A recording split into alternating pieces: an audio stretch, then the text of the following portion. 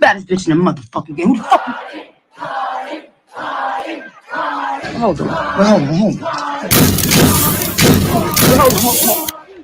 Let me hit him with the tag.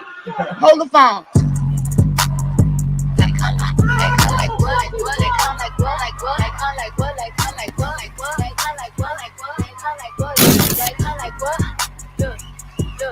Look, 6 of the baggage, freak of the glasses. I'm back in the mood, I'm back on the asses. I'm teaching them classes, these bitches cool. I cannot bust down no Cartier, that's starter watch. Hoes can't talk jury with me, ain't got the shit that my daughter got. Gotta call me Bugatti Barty, this shit look like an Autobot. I do not call cops on all the odds.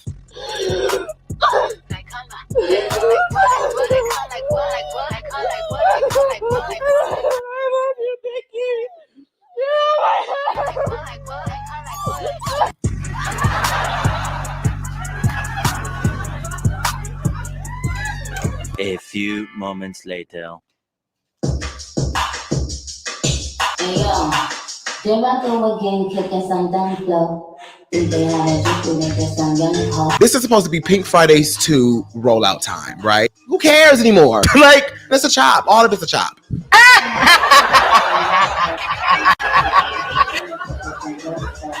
It is trash.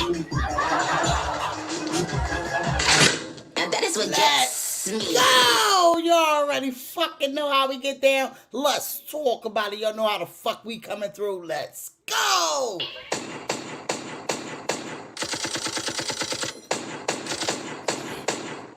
Nicki Minaj. Are they dumb? A pink diamond chicken wing chain. Is she dumb? You got a leopard beehive on your head. Is they dumb? Are you forgetting that I Let's pressed you before? go. Nicki Minaj.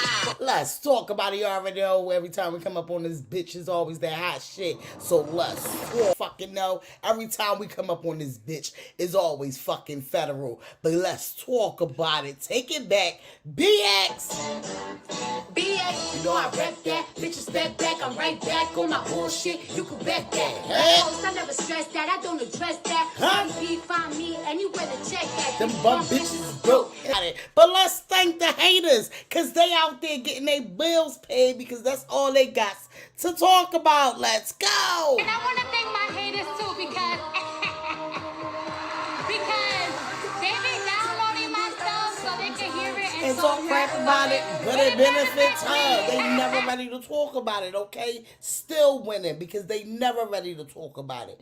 All right, now let's get into it. At the end of the day, fuck y'all bobs and fuck that bitch. Okay, let's talk about it. Like, share, motherfucker, subscribe, get them lighters up. Y'all know how the fuck we coming through. Y'all already know. Let's get into the motherfucking shiz night. Shout outs to y'all being in the building because y'all could be anywhere else in the motherfucking world, but y'all here with us. Let's talk about it. Shout outs to Sherry Pie, baby. Let's go. Zane said, bitch, desperate out here. Beg for a Vogue cover. Tell me more.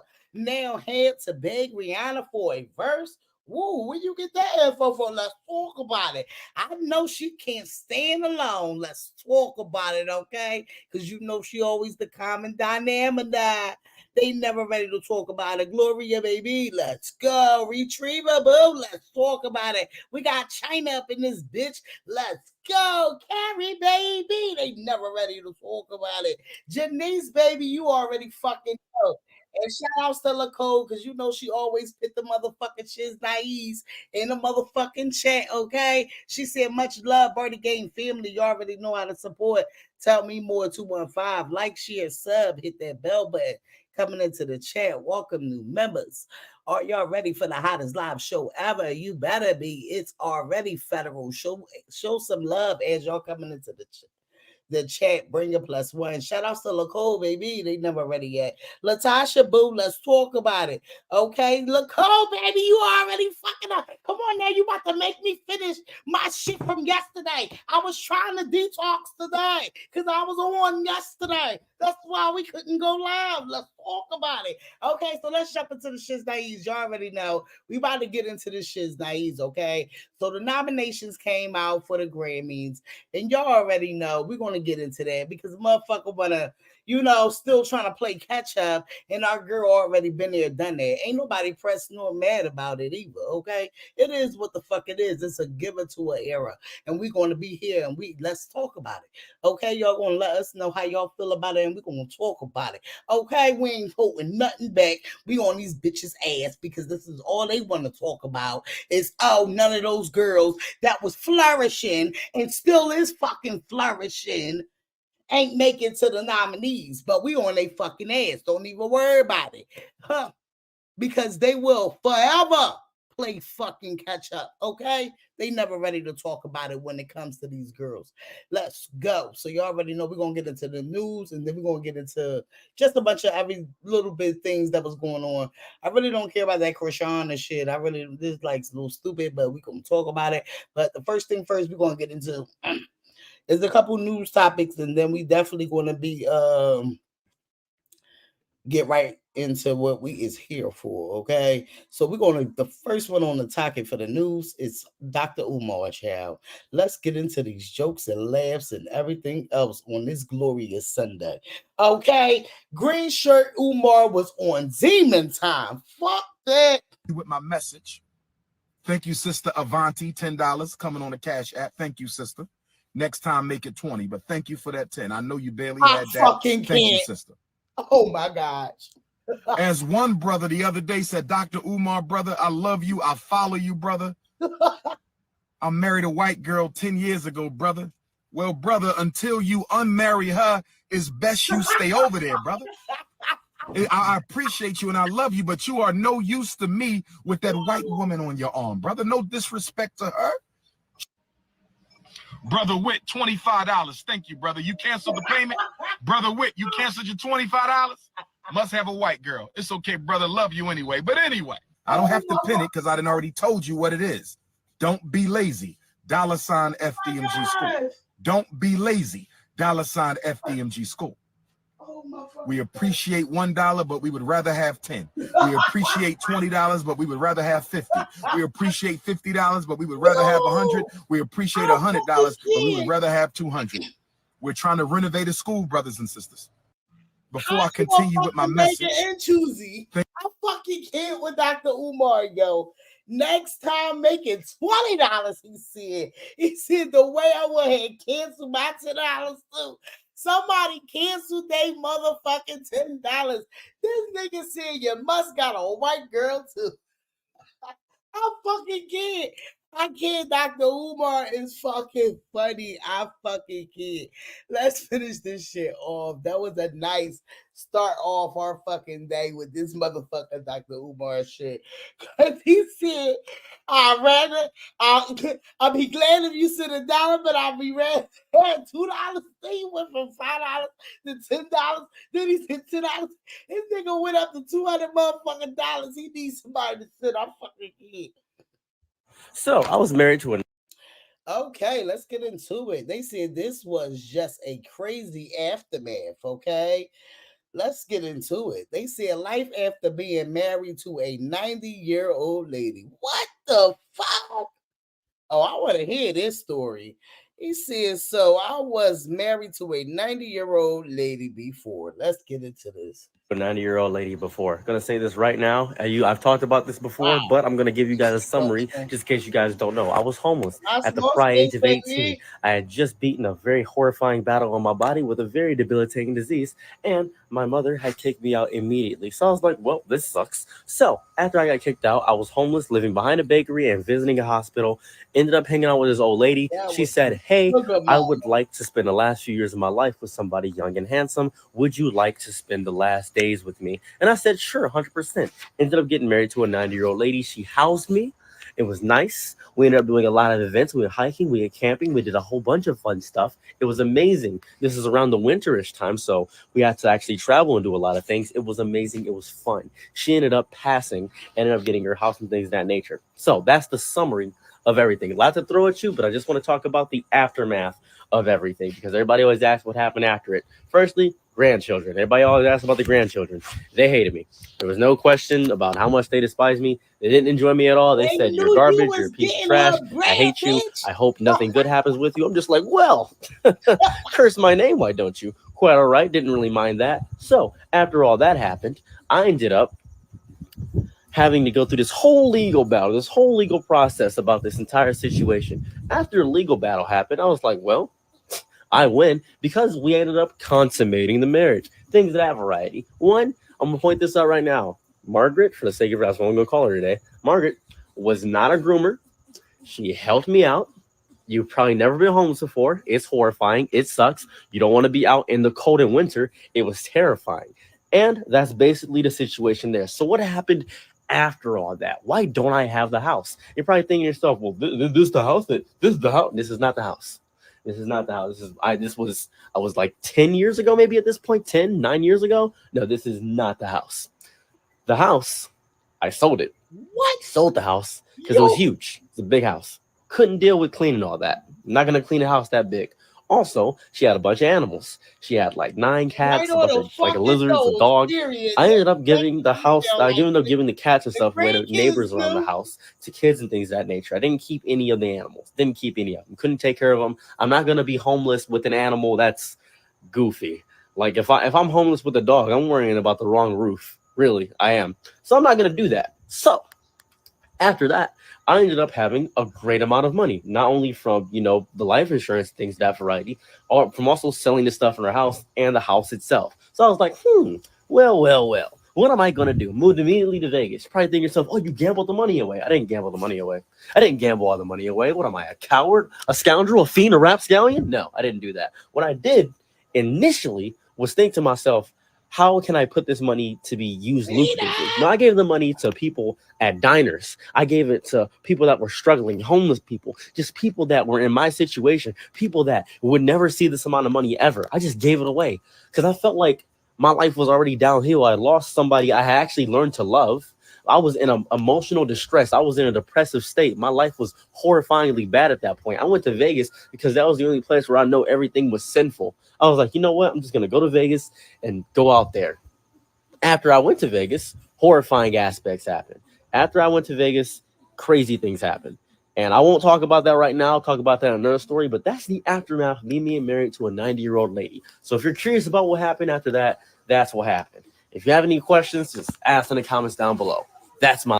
He lost me after he gave away the motherfucking insurance money to strangers. Can we talk about it, okay? Oh, gosh, child, that was his story. A white 14. This shit is federal. A 14-year-old white teen is out on bail after being accused of trying to drown a black teen. Get into this. This shit is federal. This is not the only racially motivated.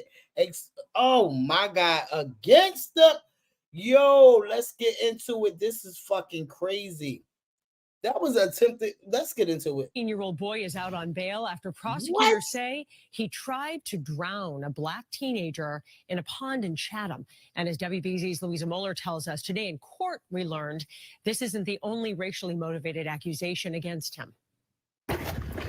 You can see 14-year-old John Sheeran leaving court after his bail hearing, briskly walking and barely saying a word as he got into a car with his father. A judge said he can live in Chatham on a GPS device. Mr. Sheeran, do you want to... This all stems from an incident in July where a 15-year-old black boy says Sheeran texted him to come to a Chatham pond.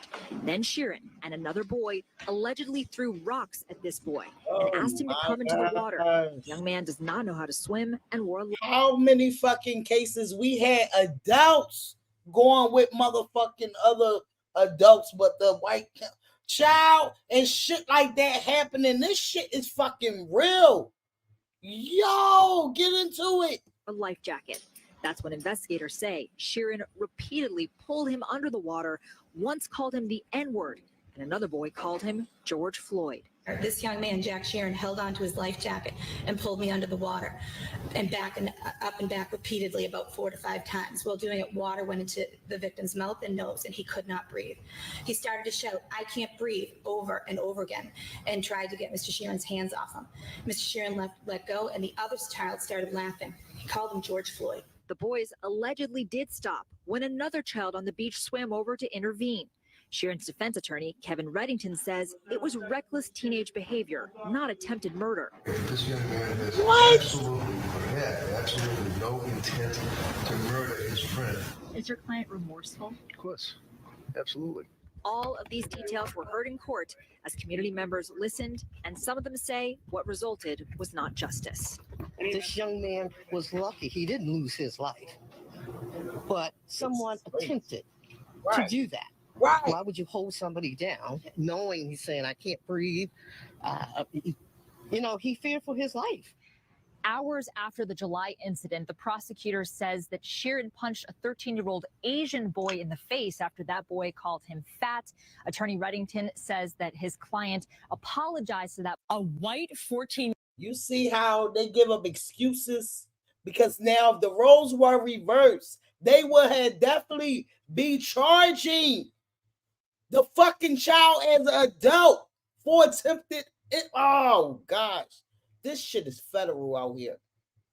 Protect our fucking kids at all fucking costs, because this shit is federal, and we try to teach our kids, no, being racist, you ain't no racist, we ain't racist, because at the end of the day, we deal with that shit ourselves. But how can we tell them to trust? Being like, this shit is federal. It is federal out here. We heard stuff like this happening to adults, bitch. So it's real. How your dick hanging? They said, who remember this 100-year-old lady who was doing an interview with a reporter about turning 100, and when he asked her what she was doing to celebrate her birthday, she said getting her a piece of. Wait until the end. This shit is federal. Don't ask older people nothing. And let me tell you something, man. I told y'all this before. Like, real shit, I really do feel like older people is more like, I don't know if they thinking back to the young days, but this shit, they be funny as shit. And if it's your peoples, you gonna think they nasty and out of fucking pocket because you don't want to hear that shit. I'm trying to tell you, they be fucking funny, but it be real as shit. Look at this shit. Wow! Let's talk about your birthday real quick. All right, Grandma, you shocking your great grandchildren. I want you to know that they are shocking. All of my great grand. Can you answer this question for me? How does it feel to be 100? I feel like 11 elephant squares. You feel like what? 11 elephant squares. Okay. And how many more years? You want another 100, right? Oh yeah, I want 100 and 100. So what are you doing to celebrate your birthday? Huh? What you doing to celebrate your birthday? Give me a piece of it. I know.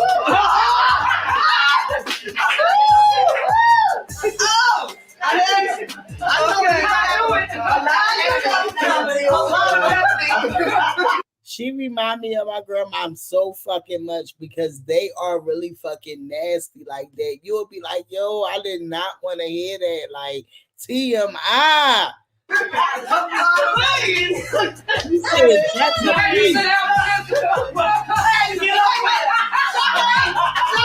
And this is live. Live. I have to get up for that. Oh my. Yeah. The reporter is lost. I know. Just take a deep breath. It's fine. It's fine. Don't go hot now. You ran to the back. All right, I'm gonna ask you one more question. I swear to God, older people be shot the fuck out. Yeah. We're gonna hopefully keep it PG. So what does it mean to you to make it to 100? 100. Come on. I swear to God, and dog, on some real shit, girl moms, they really don't give a fuck. They said what the fuck they said, dog. On some real shit. Lucia, Florida. This man here loses his ever-loving mind and attacks a 14-year-old child after he accidentally bumps into him after a round of laser tag.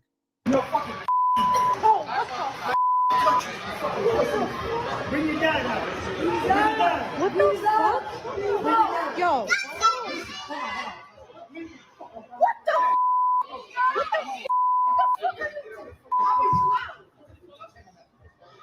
As you can see, he put his hands around that kid's neck, and apparently he also called the kid the N-word. Please share this in Port St. Lucie, Florida, and in that area. Let's identify this man and hold him accountable. This happened last night at Urban Air Trampoline Park in Port St. Lucie, Florida. If you recognize this man here, please reach out to the original poster or to myself so the authorities can be notified and he can be held accountable. Well, they found that man, they see it in the comments, okay? I ain't gonna lie. I got a lot of reasons to be mad. I got no hands. I got one leg. Most people see me, they assume that I can't do stuff. They try to take it easy or baby me. I ain't gonna lie either, y'all. Sometimes kids see me, they cry. That's heartbreaking, especially I love kids. Kids fired up, they the future, right? Jobs don't give me a fair chance because they say I'm a liability. You know what I'm saying? Oh, sir, look, well, if we give you a job, you know, you might. But I ain't gonna lie either, y'all. Check this here. I got a lot of reasons to be fired up. You understand? Check this here. One, I got these nerves, and I'm talented with them. You understand me? You give me a basketball. Give me a basketball. I'm a 3-pointer and turn around on you before we hit the bottom of the net. You know what I'm talking about? These nerves. I'm better than Nick Cannon and the person who taught Nick Cannon how to play the drums for Drumline. Give me some drumsticks, I'm gonna show you. You know what I'm saying? Don't make me get out here and start dancing on y'all right quick, because I would cut up if I have to. I'm just saying, y'all, the point is, it's easy to focus on the negatives. It's easy to focus on the downs. It's easy to focus on the positives, though. It's easy to focus on the good, the stuff that you already accomplished, the stuff you already had. Pay more attention to that. Put more focus into that when the bad stuff going, and just watch the difference. Come back and tell Nug what happened. Right now, I'm finna go in this pool, so y'all I can do a backstroke too. I ain't gonna lie. Okay, shout outs to him. Be what the fuck he came here to be, because God put you here to be what you are for a fucking reason, okay? Let's talk about it. Boys! Peanut! A social media perfect mom. Wow. So this lady, social media perfect mom, shoots her son 6 and 9 years old.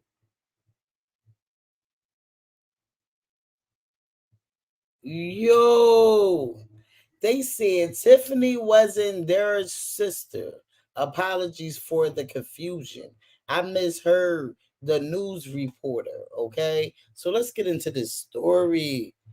Her brother's dad is also her baby's dad? Unaliving her 2 young sons, Jaden and Maurice, at their home in Shepherdsville, Kentucky. Tiffany Lucas, 32, is being held on a $2 million bond. The Kentucky mom faces 2 murder charges after cops say she inexplicably shot her 2 young sons, aged 6 and 9, inside their home on Wednesday morning. Chief Deputy with the Bullitt County Sheriff's Office speculated that 32-year-old Tiffany Lucas may have turned violent due to pure evil, a mental health crisis, substance abuse, or a combination of the 3. Her brother, Durrell Howard, who incidentally shares the same father with one of the boys, recently spoke out to news broadcasters saying that they called CPS on numerous occasions in recent months. Further details are not available of their concerns. We just played a card game. That was it. It's damaging right there. The brother share a father with one. Her brother is her baby father. I mean, her brother dad is her baby father. What? As simple as that. And then we had the best time ever. And then, just a few days later, Durrell Howard got the news his little brothers were dead. A neighbor found the boys shot in a bed inside their home on Bentwood Drive in Shepherdsville Wednesday morning. Police took the boys' mother, Tiffany Lucas, into custody at the scene, later charging her with murder. We wanted them. We would have took them open arms. We loved them so much. Howard claims over the years, multiple family members had called CPS with concerns. He and 9-year-old Jaden shared the same father who died in 2019. Howard says that's when he became more involved in his brother's life and the life of Jaden's little brother, 6-year-old Maurice, known as Peanut. And while the past few weeks were good ones, filled with trick-or-treating events, visits with their grandmother, and backyard water balloon fights, there are regrets. Because I should have did more. I should have. If it came to me coming to snatch the boys out the house, I should have did that. And I will hold that on my back for the rest of my life. For both of them boys. On Thursday, Lucas faced a judge who set her bond at $2 million. Family says it's not nearly high enough. When asked what he would say to Lucas, Howard had this to say. You scarred everybody with this one. You scored everybody with this one. He says now his only comfort is knowing the little boys who wanted to play football like their big brother are not alone. I just know Jaden and Peanut, I know they together. And I know our father probably waiting on them. Waiting on both of them. That was fucking wow. Ciao. That was federal. Okay. Well, let's get into the shit's naives. We got to get off of that, child. We got to clear our head from that. That was crazy. How? Can we talk about it? Let's get into it, child. It's time to get into the shit's naive. Shout outs to y'all being in the building. Y'all already know what the fuck time it is. It's time to get over here and get into a lot of things.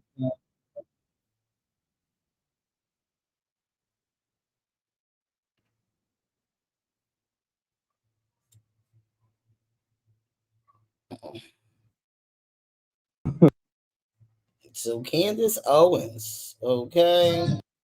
Candace Owens responds to young viral rapper Lil Ray after he told her to stay out of his business for criticizing his music. I see a child that could have so much potential surrounded by people that are probably leading him down the path of harm. Okay, so this little boy went viral for his the mic drop video that he did with him rapping, very out of pocket. I feel like the parents around him is out of pocket. Everything needs to. I can agree with Candace Owens on this one. Okay, so let's get into what Candace Owens said. Candace politely gathered the little boys. Okay, team, not the little boy, but the team of this little boy. Let's get into it. What do you want to say to her? Why? What happened? Hey, I'm being myself. They always need to start talking about my video. Bring her to her restaurant, right? Mm-hmm. What? You were telling me about that. Her food trash. So you hear him say that I need to be quiet because I'm all up in his silk. He's obviously being egged on by the adults, and that's really who I want to respond to, because little RT is a child and my heart breaks for him. Genuinely, I see a child that could have so much potential, and yet he is surrounded by monsters, people that know that they are not furthering his rap career. In fact, they are probably leading him down a path of harm. Obviously, if he cannot even read at the age of 9 years old, the future is not looking bright for him unless there is some sort of an extreme intervention, in which there should be. As a YouTube policy, if I misgender someone, I'm considered a danger to the YouTube community. My video will get taken down. But this 6 to 9 year old is allowed to have his video stay up.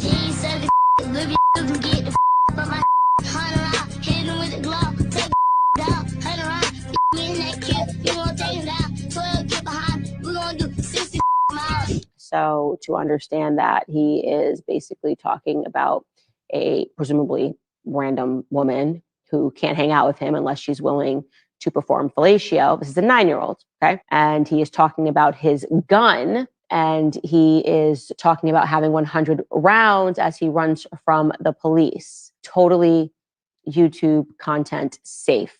What do you want to say to her?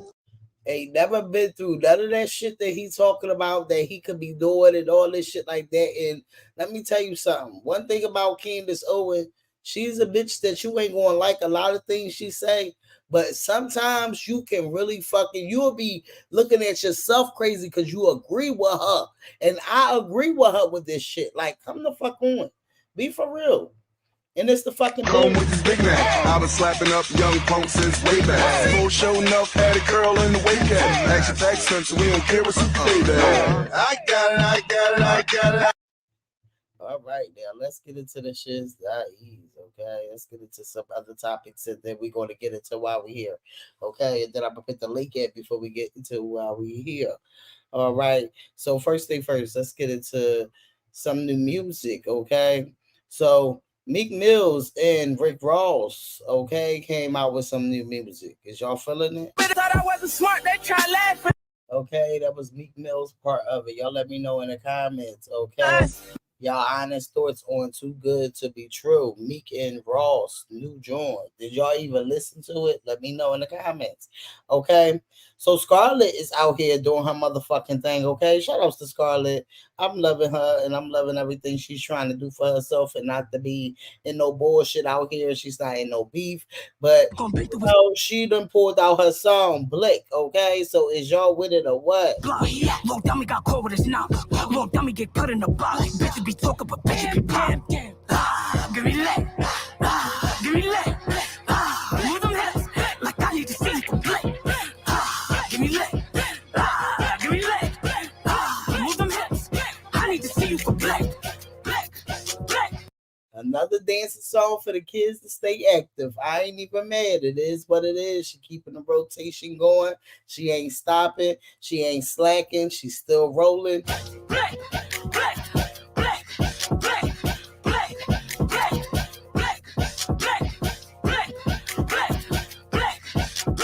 Already got a bunch of reactions already. You know, it's already going up. This type of shit that she likes, you know, so let her do her thing. All right, so another thing. Saucy Santana said he's not letting up, okay? Meet Me in the Streets is out now, Saucy Santana said. Is y'all here for it or what? I hope these white labels pay you, cause the way you feel my bitch is too hateful. This bitch is so bad, you should be grateful. That's why you Streets tour on the motherfucking way. We got 7 motherfucking cities. Pull up or shut your bitch ass up. Pull up or stop sucking dick. Is you even fucking bitches in London? I'm not a baddie. I'm not a baddie in London. That's why these bad bitches never want to date you. Is it a pussy that you want? A pussy you don't get. You must be up on the house. Show us some hoes. Show us some bad bitches around you in London. Meet me in the street. Okay, Saucy Santana said y'all got him fucked up, and I don't know. I feel like I don't know what to think about the song, but y'all let me know in the fucking comments because I'm not gonna hold you. It's a little bop. It's a little bop. So hopefully, you know, he go forward with it. You know, I guess he said, fuck that. I might as well put it in some lyrics, you know, and get popping off of it since Act want to, you know, go back and forth with the girl, okay? Because they ain't never ready to talk about it. He said this is for his bitches, okay? I don't think they ready to talk about it. Well, in other motherfucking lines, Rihanna is back with the blonde hair, okay? Does this mean a new era is coming for Rihanna? Let's get into it. Very beautiful. What fashion are you wearing today?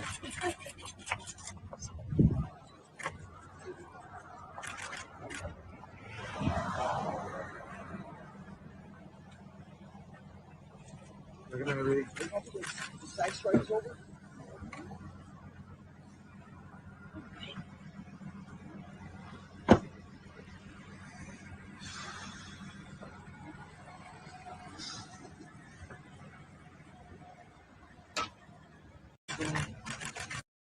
Okay, so they said, do y'all think this is a new era of Rihanna? So y'all let me know in the comments if y'all think that Rihanna is coming back. So the people going around thinking, just because, I don't know if y'all watch Sweet Pea Diary, but Sweet Pea Diary definitely, let us know when it comes to the court thing. She go get the court documents. She read the court documents. She got it out on the screen for you, and she literally gets into it.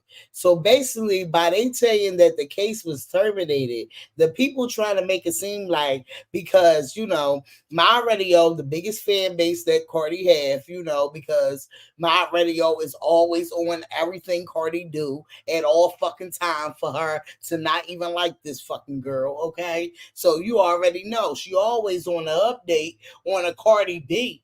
So she said, update, Cardi B does not have the authority to, nor did she dismiss the case against Tasha K. This just means the case is over. The judgment still stands. After Tasha K made an emotional plea to Cardi B, the rapper expressed taking her words into consideration. Well, a new update suggested that she may have had a change of heart. So this right here, with her trying to say that the update suggests that she may had a change of heart, trying to make it seem like Cardi B dismissed this case.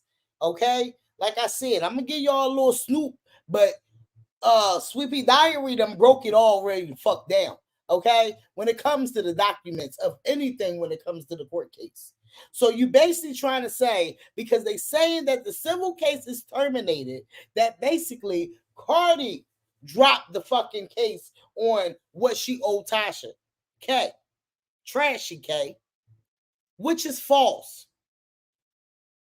Trashy K still have to pay that $4 million.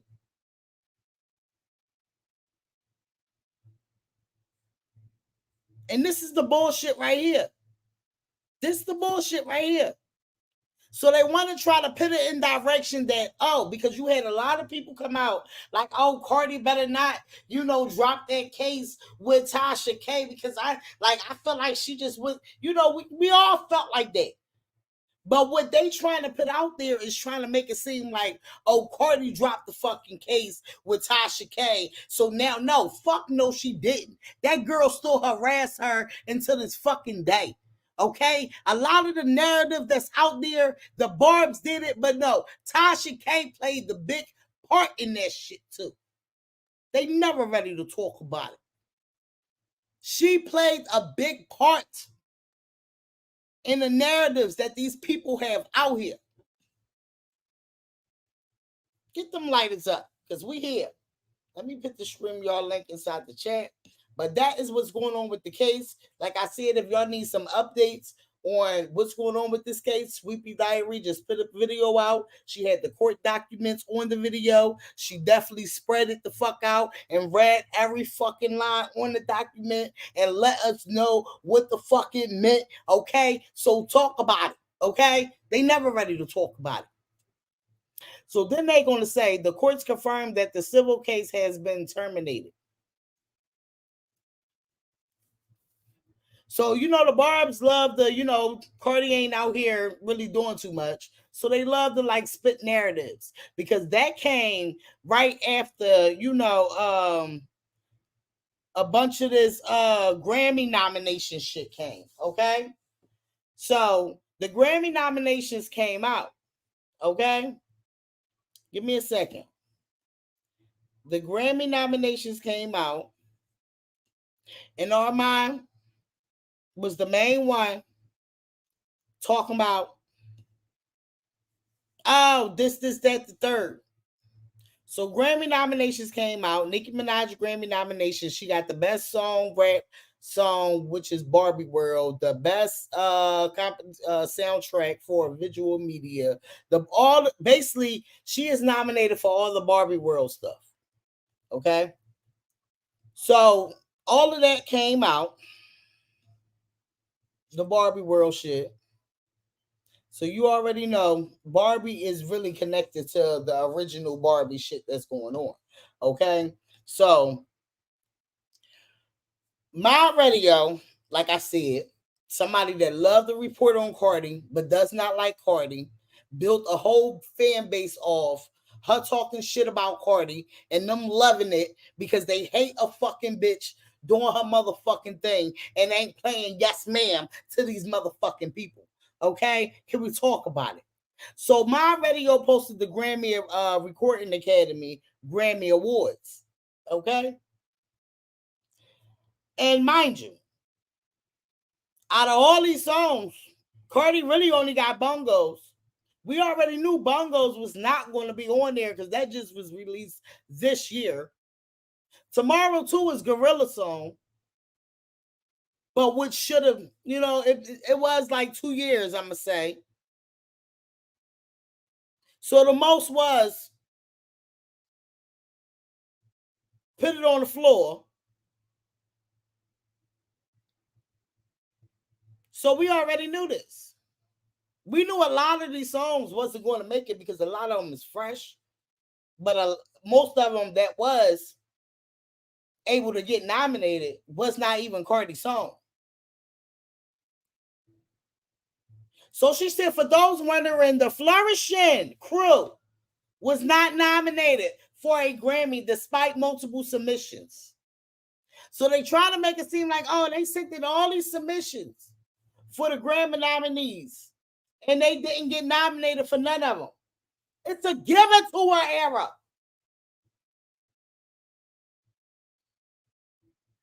They never ready to talk about that, though.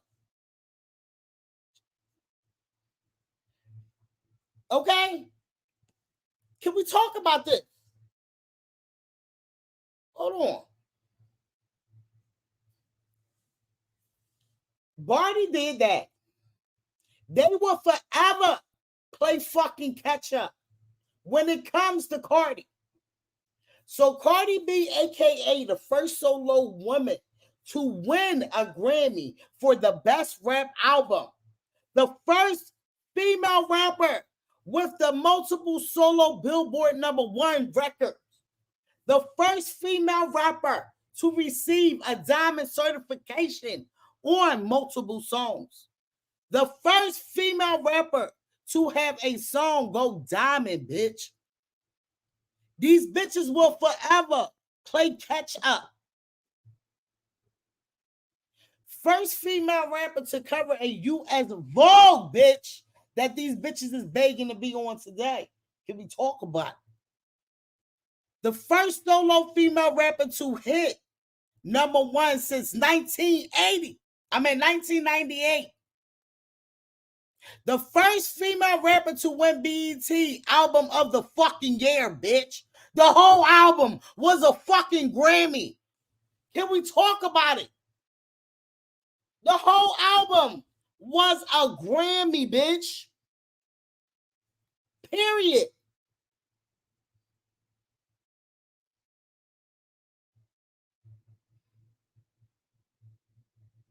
So for these nutcases trying to make it seem like, oh, Cardi is done if Nicki get this motherfucking Grammy, and Nicki's still going to be playing catch up in her 2 decades that she been in this motherfucking industry.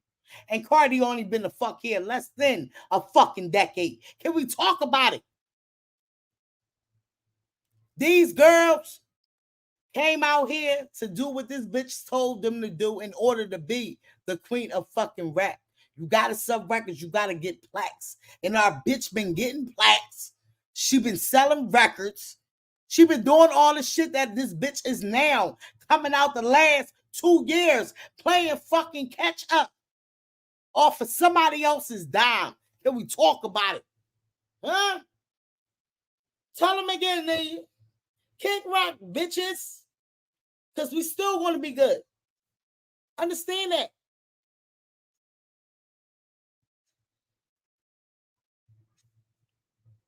Hold up. Give me a second.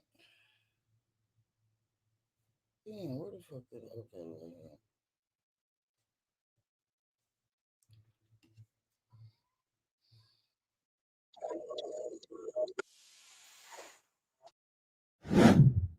What's up, everybody, and welcome back to another video here at the Popular Room.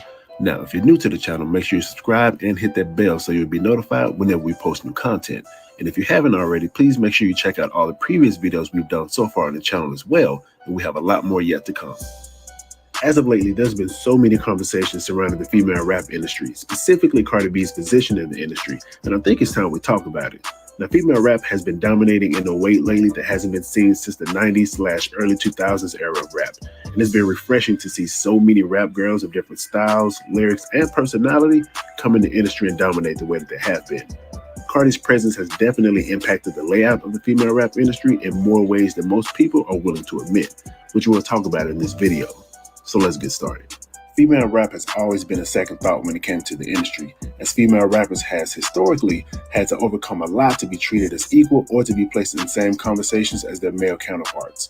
No woman in this industry has had it easy and has had to go above and beyond to show and prove that their voices were just as important. Now, there was a flourishing of female rap in the 90s/early 2000s, as evidenced by the unity shown between rappers such as Lil' Kim, Queen Latifah, Left Eye, MC Lyte, Salt-N-Pepa, Missy Elliott, Eve, Trina, and so many more. Now, with this unity, the women of rap showed that they were not afraid to show genuine love to one another and stand beside each other as sisters, whether it was through collaborations or just popping up in each other's videos for a quick cameo. Female rap was everywhere, and no matter where you looked, you saw them.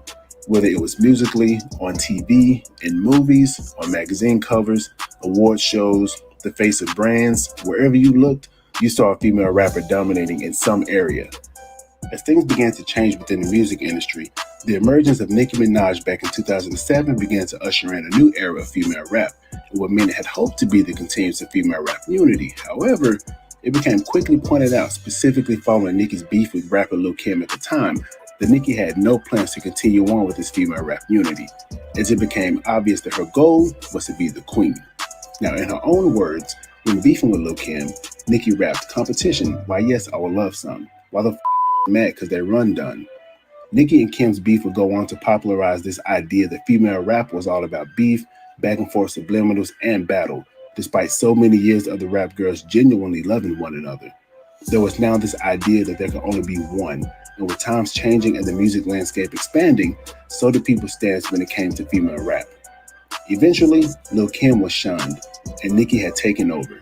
Nicki's reign would go on to last 10 years, and in such time, Nicki made it apparent that she would be the only one, despite other female rappers attempting to come in and cement their positions as well, such as Remy Ma, Iggy Azalea, and Dej Loaf. Nicki continued to make it known that she sat at the top and there would be no one to come in to challenge her position. This would all change though in 2017 as Cardi B stepped on the scene. Following her exit from Love and Hip Hop New York after 2 seasons, Cardi wanted to be taken more seriously as a rapper and artist and began to really focus on her music more heavily. Despite having 2 mixtapes and a slew of features on other songs, she was still itching for her big break into the industry, which ultimately came in June of 2017 with the official release of her first single, Bodak Yellow. This song would eventually become a cultural phenomenon as it organically rose to the #1 spot on the Billboard Hot 100, taking that top spot from pop superstar Taylor Swift. Bodak Yellow reaching #1 will be the first solo female rap song to take that top spot in 19 years, since Lauryn Hill's Doo-Wop back in 1998. The success of Bodak Yellow catapulted Cardi into new levels of stardom. With this newfound attention, the landscape of female rap shifted as conversations of Cardi being the new it girl began, which did not sit well with some people. Cardi wasted no time continuing to pay it forward to other up-and-coming female rappers, as she understood how important it was for there to be more than just one.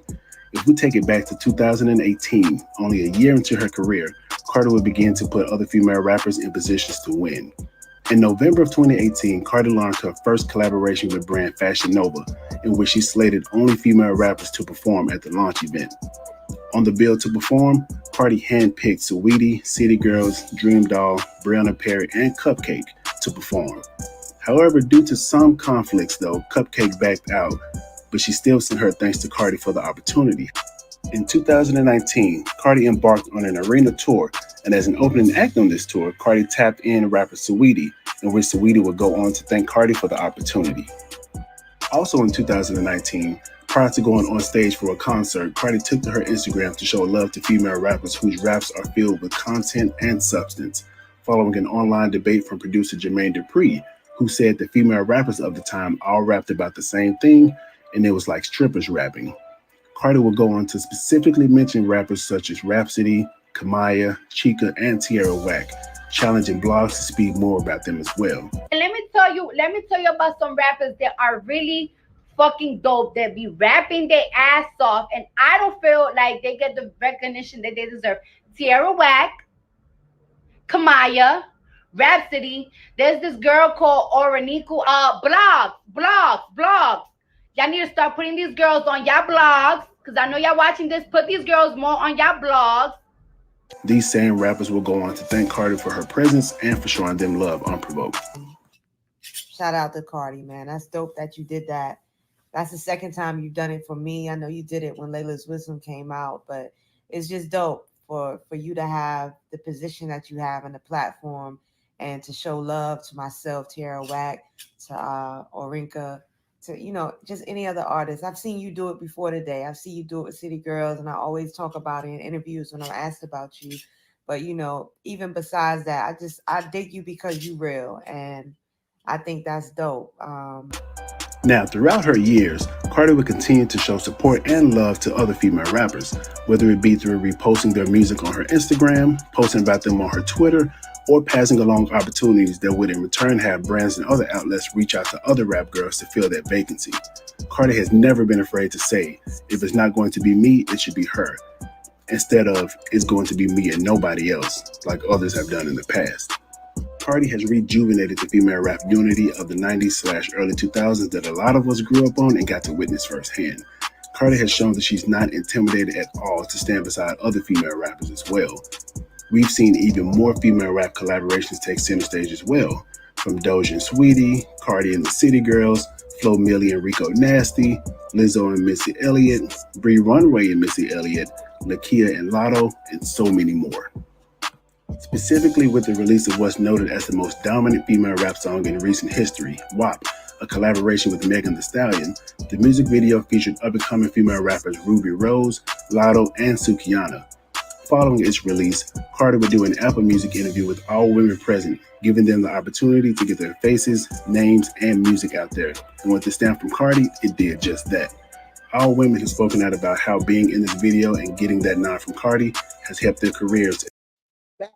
Opened up doors, just like she opened up doors for the U.S. Vogue magazine. Can we talk about it? They not fucking ready yet. We just getting the fuck started. Put your seatbelts on. Let's go. As well as her social media following. Same girls that still show her love to this fucking day, and not her showing love to them. And then next thing you know, let's talk about it. Stepping more into the present, Cardi made big moves as she executive produced the soundtrack for the Netflix film Bruised alongside Halle Berry, who also produced the film. With this EP credit, Cardi and Halle handpicked the women and songs featured on the soundtrack, which not only featured known rappers such as the City Girls, Rhapsody, Saweetie, and Flo Milli, but lesser known rappers such as Umar, Big Bottle Wayana, and Young Baby Tate. This soundtrack is credited as the first all-female hip-hop soundtrack. Again, another big move for Cardi towards her support of the female rappers, and once again, proving that if she has the opportunity to put others in a position to win, she'll do just that. In a recent article from the Grammys, Cardi was listed as period. All this shit that this bitch is just coming out here to do these last couple years, Cardi been fucking doing. Okay? Is she reading in the book of Cardi? Can we talk about it? Because Cardi B was doing this. She opened doors for this bitch to know to come out here and do shit like this. Let's talk about it.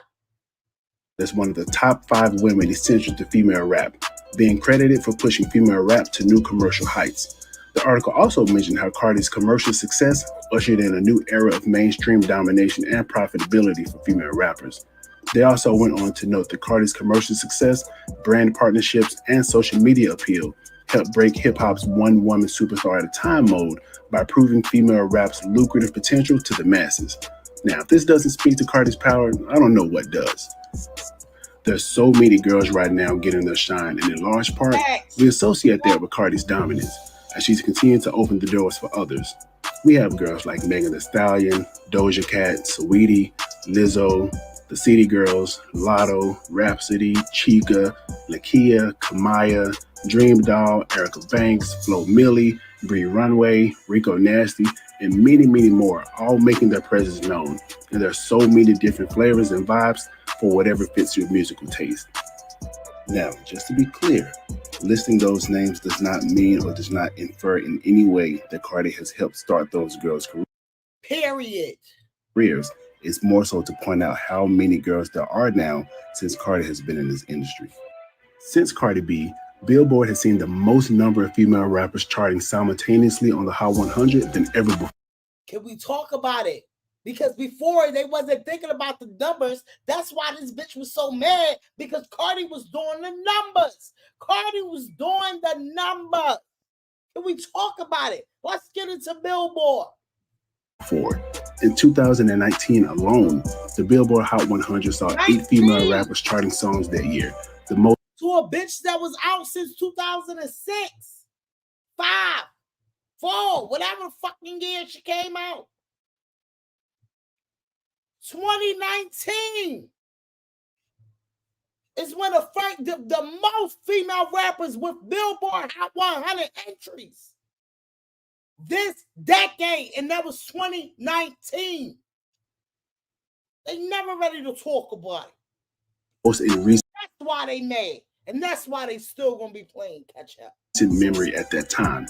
This was done with Cardi, Lizzo, Nicki Minaj, the City Girls, Iggy Azalea, Megan Thee Stallion, and Saweetie. That would also be the most female rappers to appear on the Billboard year-end chart since 2002, when there was only 5.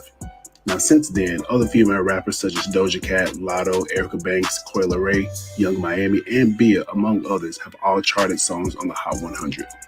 Even outside of music, the female rappers are dominating other areas as well. Outside of the dozens of brand deals that come Cardi's way, we have other girls benefiting as well. We have Megan Thee Stallion with deals with Coach, Revlon, Popeyes, Nike, etc. Doja Cat repping Pepsi, a Pretty Little Thing clothing deal, and nabbing a hosting gig with the BM. Endorsements, because this bitch was not trying to give people endorsements. She felt like she was too good. She felt like she was too good to make them extra monies. She felt like she was too good. And Cardi came and paved the way for these girls to understand. Endorsements. Get these motherfucking shits going. Okay? Catch them bags, bitch. Because the music is not the only fucking thing. Get the bags.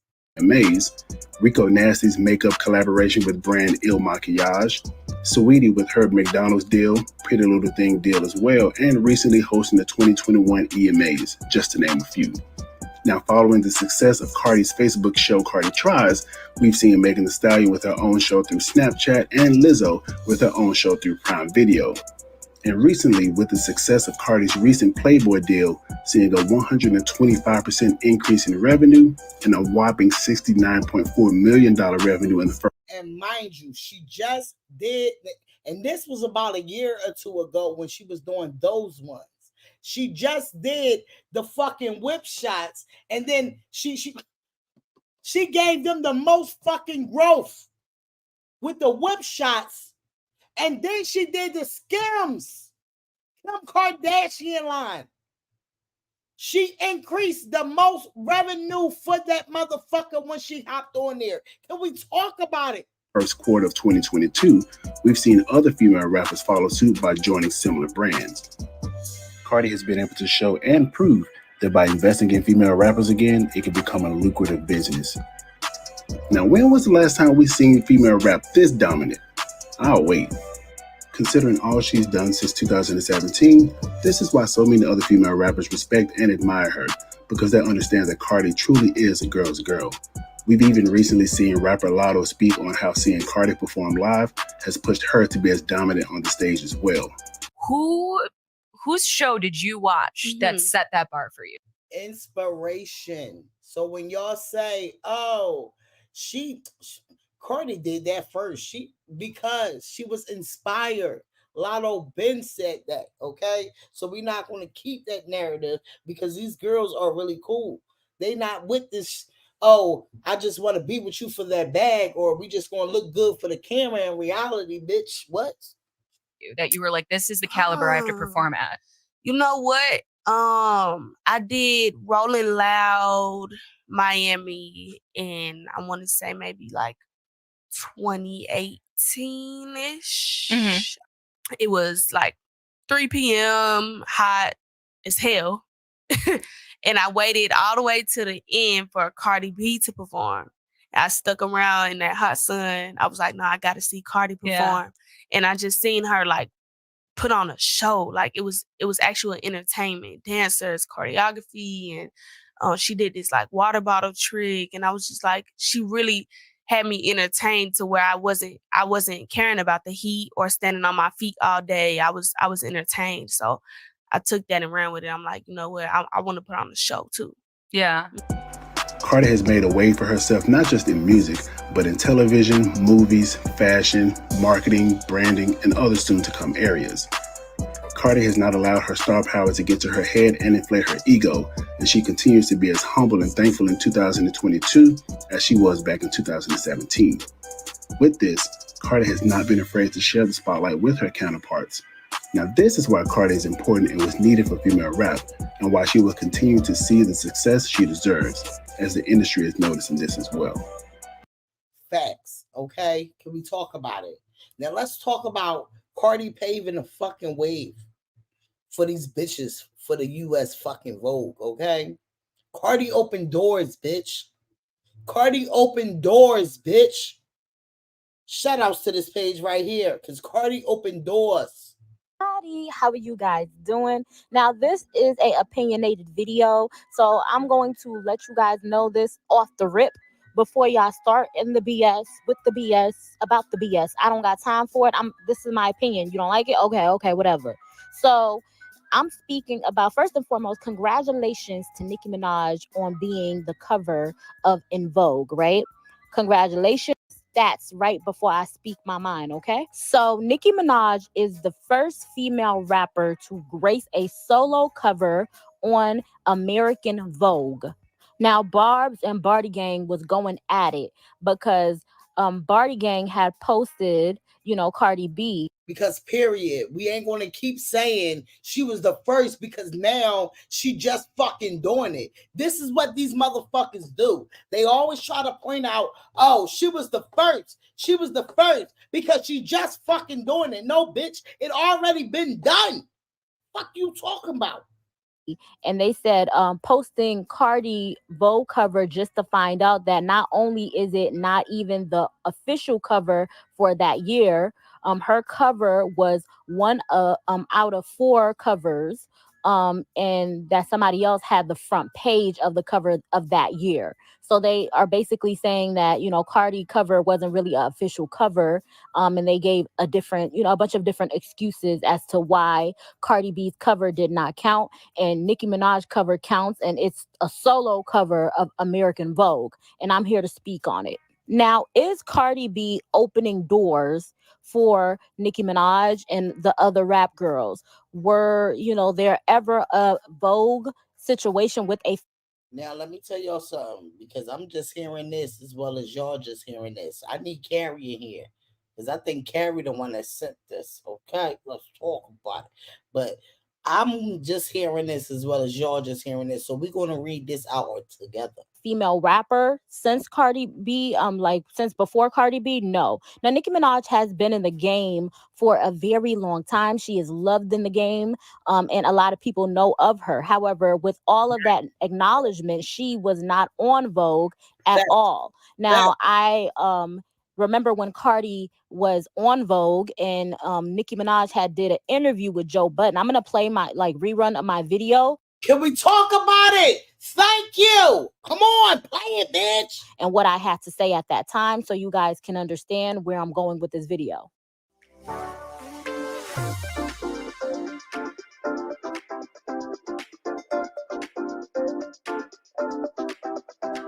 And by the way, let me make sure I say this because you know how they like to twist my words. The same way I feel I should have already been on the cover of American Vogue, so should Little Kim. If we being all the way 1,000. If we being all the way 1,000. If this is what your magazine represents, influence. Then how do you not? If we being honest. If we being honest, because any female rapper, when myself or Little Kim goes on the internet, every day we see our influence. we will see her influence. So I'm not gonna say it's about me only, right? And not give that woman her just due about what she did. Now, the first female rapper ever to be featured on Vogue for influence was Cardi B, if you guys do not know. Now, the reason why I brought all of this up, I wanted to make a point to say there are things that Nicki Minaj has done that Lil' Kim has not done in her career. So the next rapper always does a better job, okay? At first, there was no female rapper ever being on the cover of Vogue, and Cardi B was the first. Now, Nicki Minaj said in that So I Rise song, if I get meetings, But the Barbs don't understand that everybody is not delusional. Everybody know what the fuck they seeing out here. Everybody is not the fuck delusional. All getting meetings. I'm just getting a better chance for you to do you.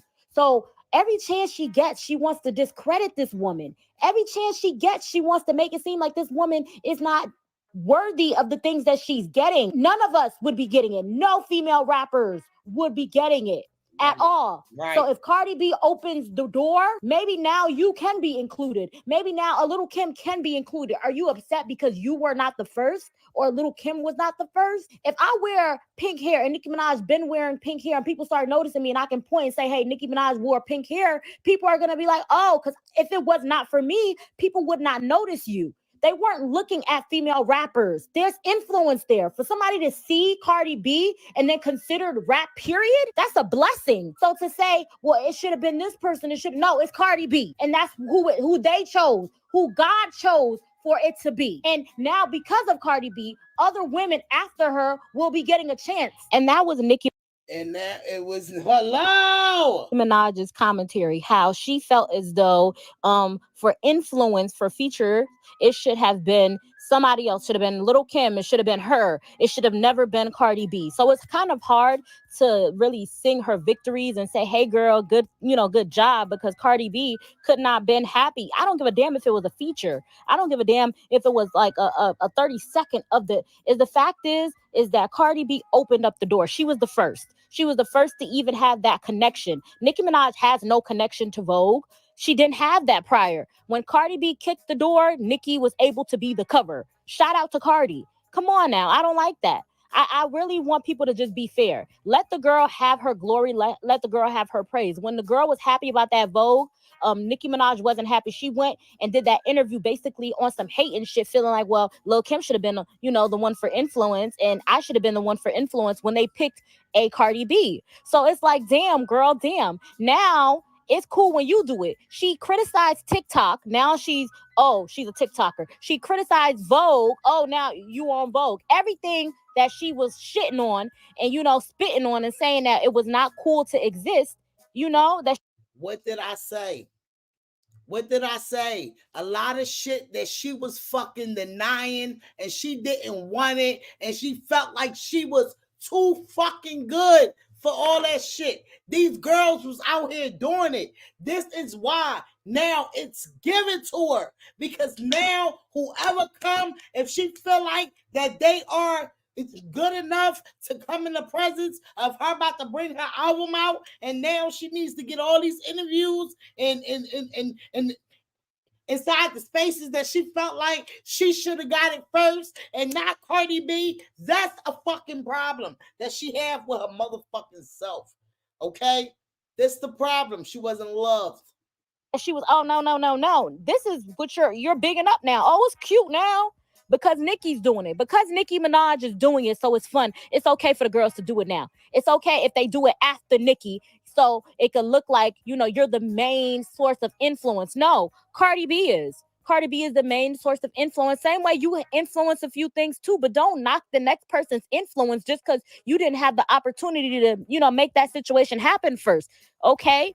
For real. I don't like it, and I don't, I'm not going to rock with it. If she, just did this after Cardi and it was cool or whatever, but the fact that she made that girl feel bad when she had the feature, it's the reason why it's kind of hard to sing her praises and just be completely happy for her. Congratulations. However, you didn't have to shit on this girl when she had the same opportunity that you want us to be happy about for you. Because when it was her, we should have been happy for her, and it should have been her alone victory. But you was so much of a hater at that moment, and you was trying to just make her feel like she wasn't deserving of the things that she, got just off some jealousy shit, that it just was very, very strange. You know what I'm saying? Just be happy for the next person, because when it's your time, you're going to want somebody to be happy for you. I didn't like how she carried it when Cardi B was a feature. And now they trying to, well, she's the first solo. She's the first solo. No, baby. Because Vogue wasn't doing no female rappers until Cardi. And I don't give a damn if Cardi had 3 sentences in a Vogue magazine. She started it. She kicked the door. Nicki Minaj knocked it all the way down. How about that? But don't not give her credit or make it seem as though like she never existed in that space. Fuck that. I don't like that. And then when she had the opportunity, people were trying to make it seem as though she wasn't deserving of the opportunity when she received it. So congratulations, Nicki Minaj. However, you should not have been a hater when Cardi B got it. You know, and it's not even a Cardi B thing. If anybody got it and Nicki Minaj was hating, it would have been dead ass wrong. For real. If I got an opportunity and you didn't allow people to be happy for me, do you think that me and my fans or me and my people deserve to be happy for you when you get the same opportunity? No. Come on now. She took every chance she got to hate off of this female. And now Barty Gang people are saying something about it. And Nicki Minaj fans are like, no. She's the first solo. She's not the first nothing. Fuck out of here. Seriously. Cardi B opened that door for Nicki Minaj, and I don't care what nobody say. And that's just me being for real and being exact. If she would have let Nicki Minaj, would have allowed Cardi B to have her praise and have her glory when it was her time, people could have been happy and accepted her individuality. But because you hated on that girl so hard and didn't allow her to bask in her glory, it makes yours seem very small. Everybody that you have talked about that was in different spaces than you, the TikTokers, you know what I'm saying, these different individuals, now you trying to be like them.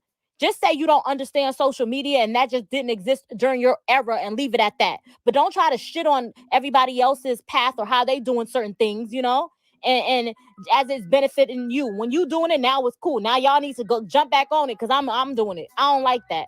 I do not like that at all. And I'm sorry to say I didn't approve of that. I didn't like that. So yes, Cardi B absolutely did open up a zone, open up a space for Nicki Minaj to be able to knock doors down. Thank you. Y'all remember Still I Rise. You already know.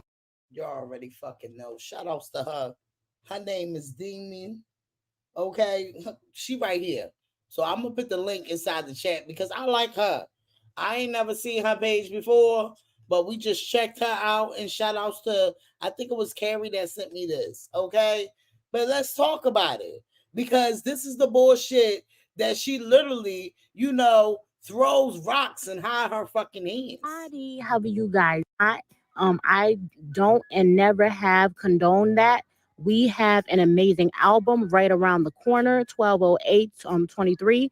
It feels so surreal and euphoric. Wishing you blessings on blessings.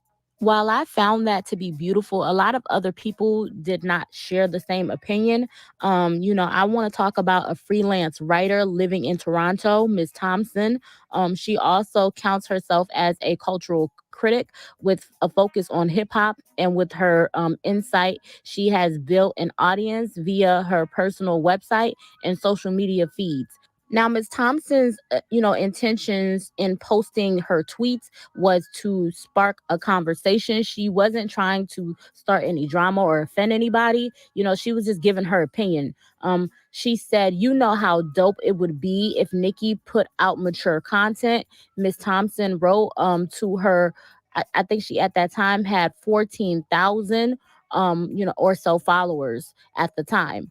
She said, no silly stuff, she added with, and, just keep talking about, just Nicki Minaj saying that, no silly stuff, just reflecting on past relationship, being a boss, hardship, etc. She's touching 40 soon. A new direction is needed. Now, this was her opinion. She wanted, Nicki Minaj to talk about music of substance. It just seems like a lot of the rap girls kind of talk about their private parts and different things of that nature. And she just kind of wanted a change from Nicki. She wanted Nicki to, kind of evolve with her music the way we've seen a lot of, her peers do. So that's what she posted about. Now, when she made that post, the Nicki Minaj stans or super fans attacked. And then, they took it further and said a bunch of different things about this young woman. Now, at that time, Ms. Thompson said that she had received thousands of vicious, derogatory, massive across Twitter, Instagram, Facebook, email, and even her personal cell phone, calling her every, disrespectful word in the book. They called her ugly, even worse than that. Some of the anonymous words or things that was said included pictures of Miss Thompson that Miss Thompson once posted on Instagram of her 4-year-old daughter, while others told her to kill herself. Miss Thompson also lost her internship at an entertainment blog in the chaotic days that followed, and she is now considering seeing a therapist. She said, "I wouldn't wish this on my worst enemy." Miss Thompson said when she said this, she was crying. So she said this through tears in an interview, calling herself physically drained and mentally depleted. Her fans mimic her behavior, Miss Thompson said, of Miss Minaj, who responded to her, critique after some of the rapper's 21 million followers brought the initial tweet to the attention of their queen.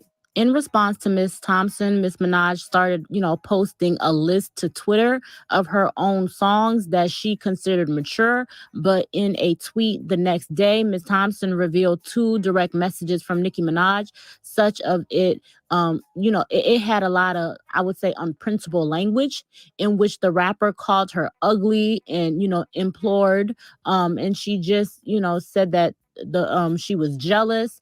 She's like, "I'm rich, I'm famous, I'm intelligent, I'm pretty, and go." And Miss Minaj also took issue with, Miss Thompson characterizing of her age. She's like, "I'm 34," Miss Minaj wrote, before correcting herself in the next message. "My bad, I'm 35." Now, you would think by her exposing those messages, the Nicki Minaj messages of her basically going off on her, for basically speaking about her age and speaking about the content of her music, saying that, "Hey, my music, I have songs that are mature, but, a lot of the songs that I'm putting out," because at this time, it was the time of her Queen album. So she was saying that, "I'm putting out the music that I want to put out. Don't try to tell me that I need to put out, mature content." Although it was, Miss Thompson's opinion, Nicki Minaj didn't take too kindly to that. So when she did, respond to Miss Thompson in the messages, and Miss Thompson exposed it and was upset because she was calling, a bunch of mean things Nicki Minaj was calling her. And so she exposed it, but you would think that the Barbs will be like, "Oh my God," but nope, the Barbs was rallied up by this. They all gathered up and united in bullying Miss Thompson on the internet. The incident also affected Miss Thompson's personal life. Since April, she had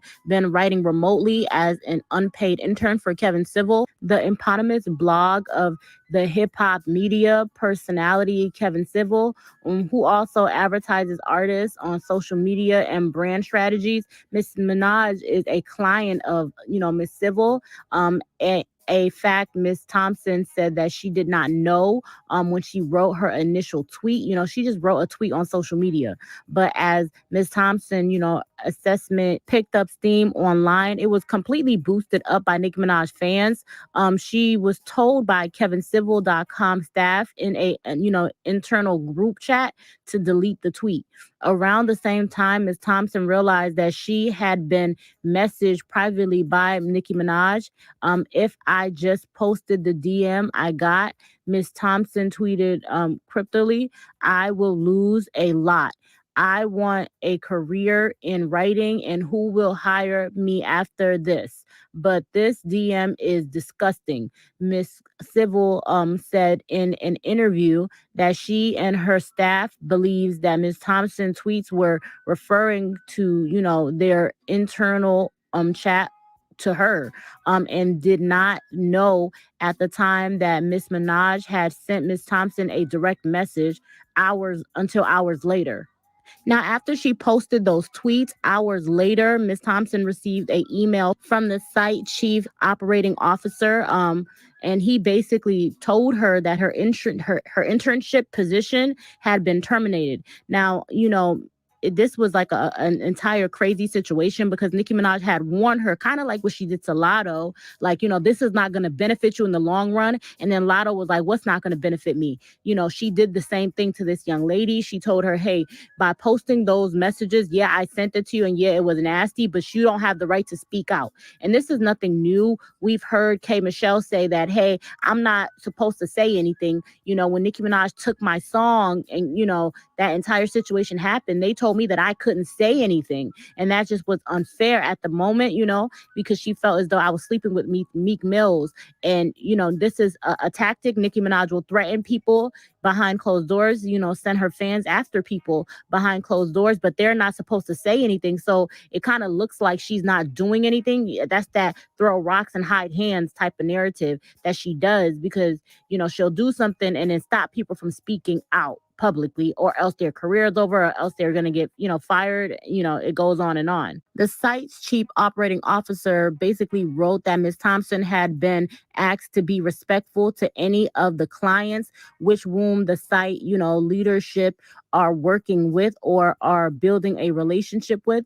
The email also stated that Ms. Thompson had violated a non-disclosure agreement by talking about an in-house, you know, disagreement and contained, you know, basically she got in trouble for posting what Nicki Minaj said behind closed doors, you know, posting like the text messages of her saying what she said to Ms. Thompson. You know, they're saying that there was a non-disclosure agreement and that she wasn't supposed to speak about it publicly. And by her posting those tweets showed proof that Nicki Minaj was in fact threatening her, saying like vile and disgusting things behind closed doors. And that's why she got fired. However, Ms. Thompson denied violating her NDA and just basically does not agree with what they said. And Ms. Civil said that Ms. Minaj did not order Ms. Thompson's firing. And of course, she's going to say that. At the time, she was protecting Nicki Minaj a lot. At that time, I don't know if you guys remember when Jason Lee talked about how, you know, Karen Civil was trying to completely like get his site completely washed away because of Nicki Minaj, because he said a lot of crazy things about Nicki Minaj at that time, and Karen Civil was working with Nicki Minaj. So she like on like behind the closed doors, she tried to get this young man's entire, you know, platform like taken down, you know, in order to look out for Nicki Minaj, in order to give Nicki Minaj, you know, to something that she was doing for Nicki Minaj. I mean, she's currently got served for the husband who raped that girl. You know, she canceled the VMAs because she wasn't ready to do her performance, even though she blamed it on COVID and didn't get the Video Vanguard Award as a result of that. I don't even know if we dropped that story. But she has all these issues with me, and she wants to talk about Karen Civil. So the person said Nicki wanted to talk to me and with Karen on the phone. I said, no, she can call me directly. I'll talk to to Nicki. But she didn't want to talk to me about herself on the phone, so the call didn't happen. The reason why I think Nicki is trying to call now and intervene is because when we pursue Karen the way that we're getting ready to, we got to go through a process called discovery. Where'd the $20,000 come from? The type of chick Karen is, she's a scrappy bitch who save artists. I've seen her save artists. She begs platforms like mine, don't embarrass niggas. She's worked for Nicki. Nicki's a fucked up human being. She's tried to make her seem personable. That's all I'm saying, my nigga. So Ms. Civil said that Ms. Minaj did not order Ms. Thompson firing. Ms. Civil added that she had contacted Ms. Thompson, which I don't believe to be true, but she said that she contacted Ms. Thompson to smooth things over and condemn the cyberbullying that, you know, had resulted. She basically said it's a very sad situation when fans take it upon themselves to say these things. However, Ms. Thompson said that while she stuck by her opinion on Ms. Minaj's music, she wished she had not, never said anything publicly because she lost her career. Period. Nicki Minaj just go around, even the people that she have trying to protect her, she even do the same thing to fuck to them. So this will jump us right into this one right here, okay? So, no, was this the one? So y'all know Nicki Minaj did an interview basically saying that you know, she was addicted to perks or whatever else like that and everything else, right? Hold on, let me get it. I don't think I got it. Hold on. Okay. And y'all know she's supposed to be suing Nosy. Okay. For what she basically said she had an addiction for. So Nosy reposted the articles of Daily News and Jasmine Brand, and they said Nicki Minaj calls herself addicted addicted after becoming dependent on Percocets prescribed for cramps, as she also revealed recent plastic surgery in tells all Vogue interviews. Okay. So when she did the interview with Vogue, she basically revealed that she is addicted to Percocets because her doctor prescribed her Percocets for her cramps, and she got addicted to it. So we already know that that's normal. You know, things like that happens. But can we talk about it? You know, can we talk about it? She is suing Nosy Ho, for basically her saying that she does drugs, which she always say the drugs she do is in her music video. I mean, it's in her songs, in her music. So Nosy O reposted the articles and said, I rest my case. Basically, like, bitch, you might not even got a case, because on some real shit, she's really going after Nosy O, because Nosy O is the main one that was out here with Hot Shot Radio before all the other big medias want to post about the surviving the baddies and basically Jennifer Huff's situation when it comes to the harassment that she was receiving from Nicki Minaj in her camp. Okay, that's what they have in the documents. That's what I'm coming from. Okay. That was basically all that was going on. Nosy Ho and Hot Shot Radio was the main people that was out here promoting and making sure that her voice had got the fuck heard. Chad reposted Nosy O and said, I immediately thought of you. Lawsuit dismissed. Can we talk about it? So the same shit you really trying to sue this girl for, in reality, you already know you don't really want to sue her for that. You want to sue her because she is getting the truth out there of what Jennifer Huff been going through before she told the world what she was going through. Okay? And that's what she got to pit Nicki Minaj in the case of her husband shit after she was getting harassed by her. That's what's in the documents. Okay? But they never want to talk about that. But other than that, let's get back into the shiznays. The girls is doing a motherfucking thing.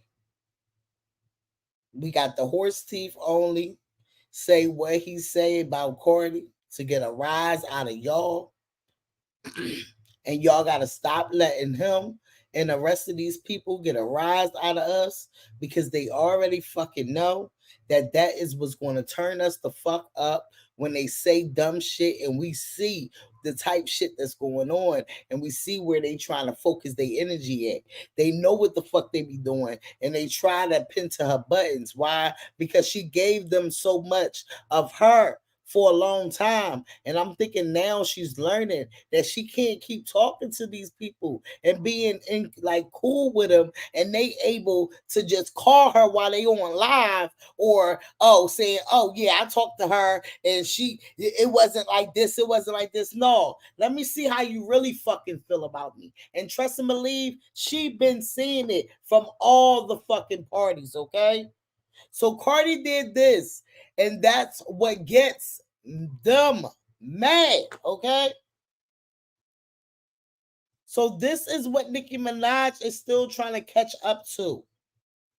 Cardi B is the first female rapper with 3 diamond certification singles. Cardi B chart history, 5 number 1s, top 10s, 11. Songs 46, bitch. Back-to-back winner of ASCAP Top Rhythm and Soul Songwriter. I said the bitch gonna still be catching up, because when did she ever win an ASCAP award? When did we ever hear about Nicki Minaj winning ASCAP awards? Can we talk about it? Cardi B Invasion of Privacy is now the longest charting debunk album by a female rapper. Cardi B wins Best Rap Album for Invasion of Privacy. The whole fucking album became a Grammy right there. Can we talk about it?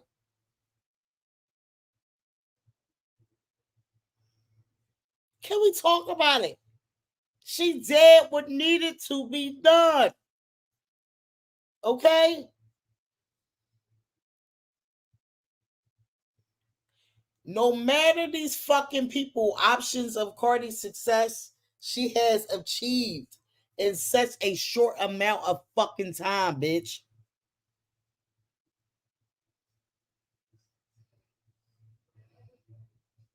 Okay? So fuck what they talking about. Megan Thee Stallion, she's still out here doing her motherfucking thing. Spotify update, first day. Second day. And it goes on. These girls is out here doing what needs to be done. Lotto, still performing. Okay? Cardi winds up going on IG Live because guess what? We're not going to let the fucking hate fool us. Our girl have not been giving these people content, okay? Our girl have not been giving these people content because she has not been on the internet, and that's what we love. We love and we don't love it, but we love it because we like these bitches ain't got shit to talk about, but we know for a fact that they make up shit. So after the Billboard shit came out, and they came out with their bullshit that, oh, none of these girls that's flourishing ain't making to the billboards and this, that, the third. Our girl just came out here, nice, calm, collective. I ain't even gonna, give you no motherfucking shine, so I ain't even gonna at you. I'm not gonna say it to you because we already see that this is all you doing. It's taunting me, bitch, because you want me to say something to you, my radio, okay? We already know what she's doing. But trust and believe, our girl is not taking the bait, and that's what we don't fucking want. So let's get into it, okay? So Cardi B pops in for a quick IG Live to thank fans for a recent support, okay? So she thanks everybody for all the support that she been getting, and we've been just showing her love out of all the stuff that she been feeding us because we have not been fucking hungry. No matter if it was a collab, no matter if it was a fucking partnership, no matter if she was just getting another fucking bag. We have not been starving, bitch. Natural. Can we talk about that? Can we talk about that? Now let's get into what our girl had to say. She gotta get on the big screen. Hear out. I don't know what's going on TikTok, but Bongos is picking up really fast. I don't know if I'm gonna be able to learn that TikTok dance. I guess Banka's gonna have to fly out here because y'all know I don't know how to dance. And I hope you guys have a beautiful holidays. I hope you guys get some whip shots for your holidays. And what else? Oh yeah, and get those TikTok concert tickets because I heard that they're going out like really, really fast and everything. So make sure you get that. Make sure you get some good tickets to see me. When is it? November what? December 10th. December 10th, and we're gonna have a good time. And thank you guys. I love you. I love Barty Gang. I love everybody that loves me, fans, whatever, haters, whatever the fuck. I love y'all too. Thank you so much, so much. And yeah. Bye.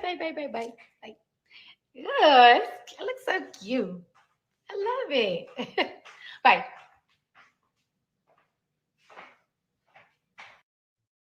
Okay.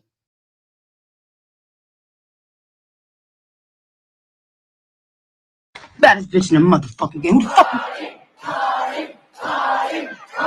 Hold on.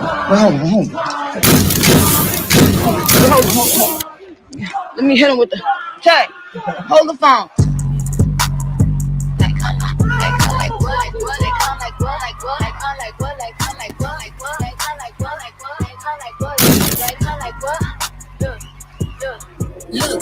baggage. Breaking the glasses. I'm back in the mood, I'm back on the asses. I'm teaching them classes. This bitch is cool. I cannot bust down no Cartier, that's starter watch. Hoes can't talk jury with me, ain't got the shit that my daughter got. Gotta call me Bugatti Barty, this shit look like an Autobot. I do not call the cops, it's on all the ops.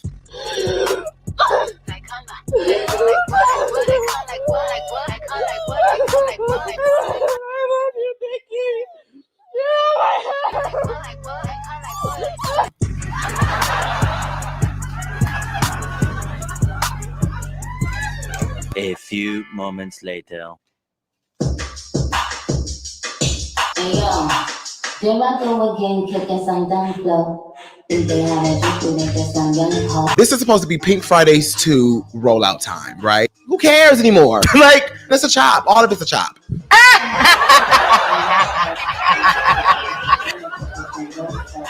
It is trash. And that is what gets me. Okay, shout outs to the people that turned it up with making that motherfucking thing because child, God knows, okay? This shit is federal the fuck out here. All right, let's get back into achievements, all right? So, period, Barty did what the fuck they've been always going to keep trying to catch up to fucking do. Cardi B, aka first solo woman to win Grammy for the best rap album. First female rapper with multiple solo Billboard #1 record. Okay. First female rapper to receive a diamond certification on multiple songs. First female rapper to have a song go diamond, bitch. Okay.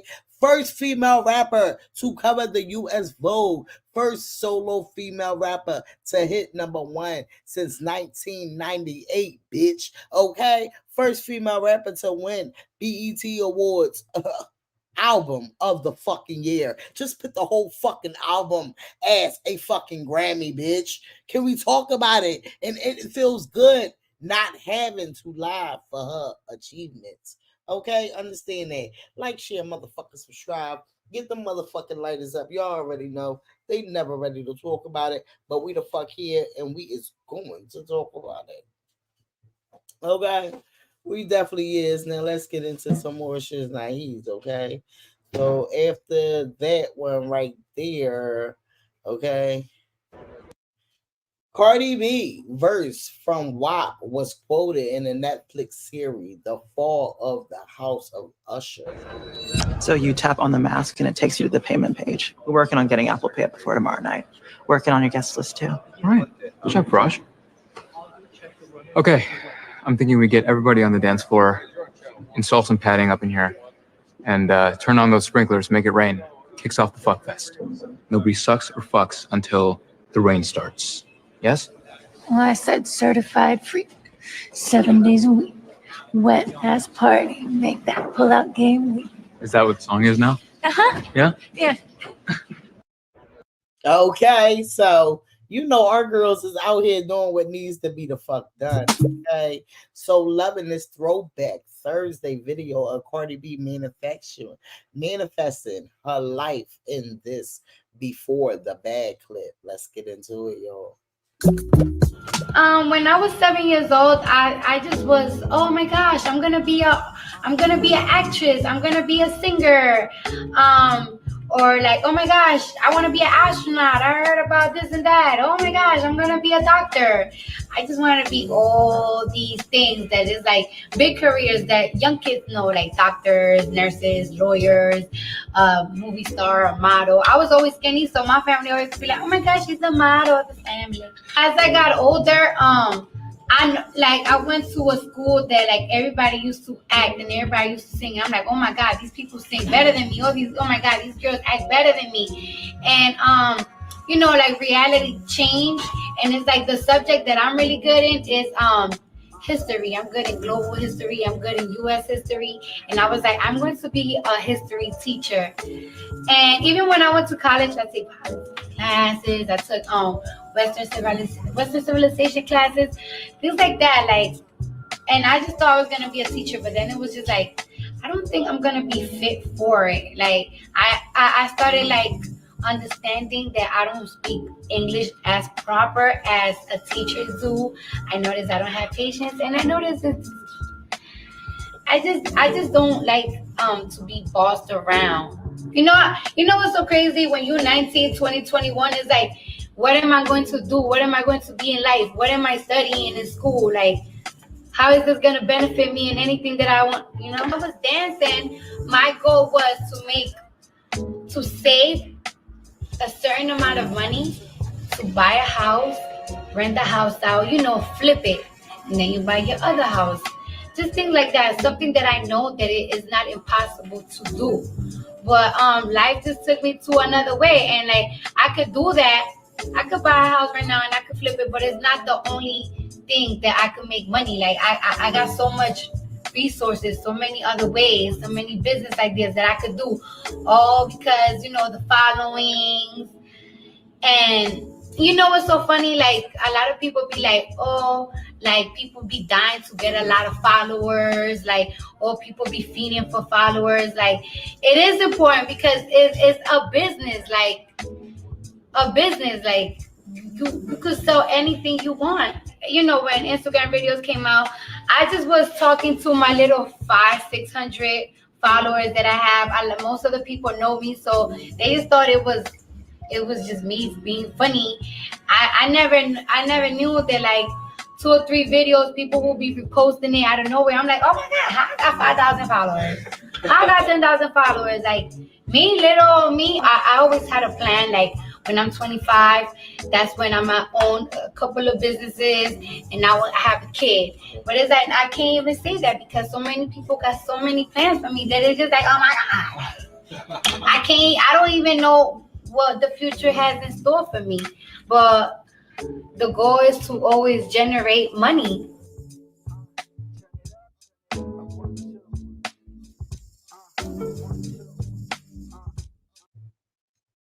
Okay, shout outs to our fucking girl. They ain't never ready to talk about it. So you already fucking know, in the midst of that. Our book has been done. Okay, what's the beef? So y'all already know Foxy Brown and Nicki Minaj, they are like the same.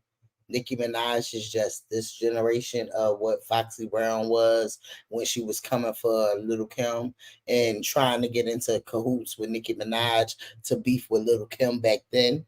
So Foxy Brown is still, once in a blue, throwing shade on her Instagram or, tweeting a little something, but she mainly be on the Instagram. So after all these years, one thing Foxy Brown is going to do is be sure to shade Lil' Kim. Okay? So now let's get into this right here. They said now, y'all know I love me some Kimberly, which is Kim Denise Jones.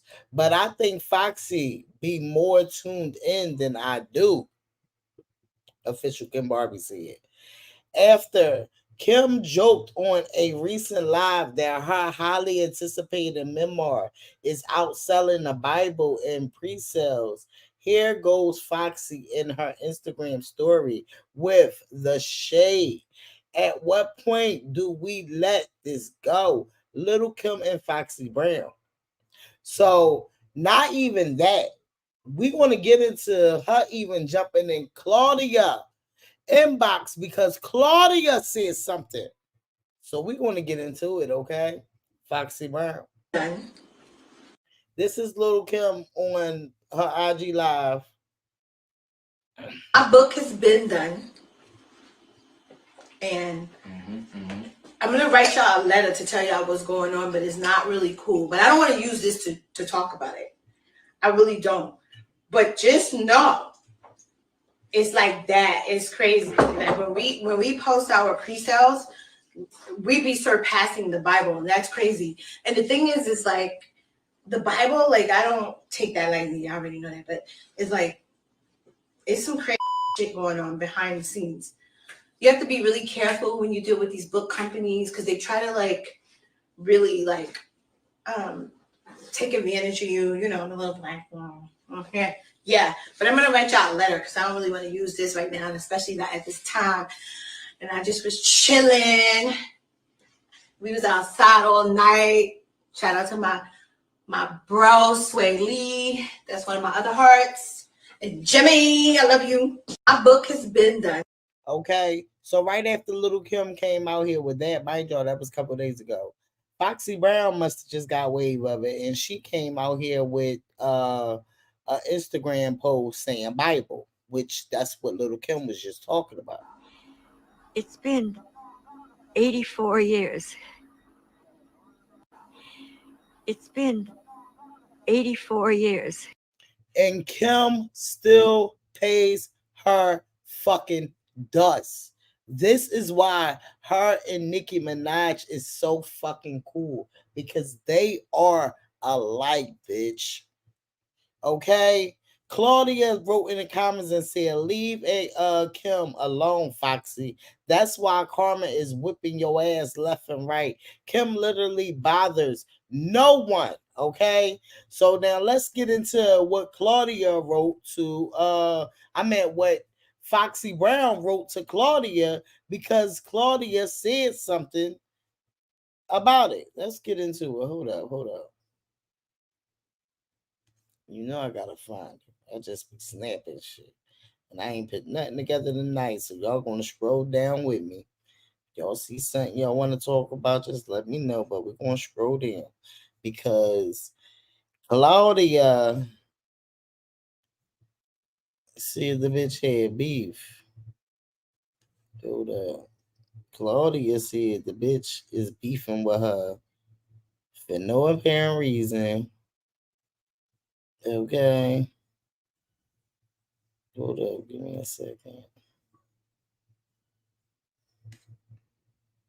So, Little Kim has got everyone talking since she teased her upcoming memoir in a case you missed it.